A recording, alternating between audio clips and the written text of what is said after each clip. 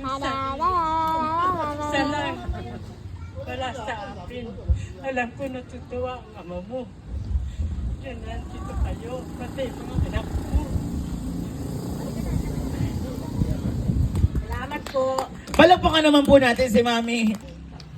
I like my dad because he always take care of me and for my school, and he always take me for the parties, friends.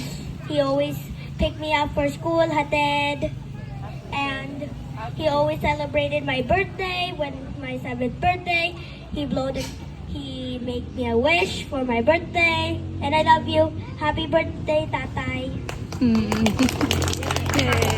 Your life and good health. More blessings to come Mama, pa. I want some I love you. noodles. God bless. Kasi ano,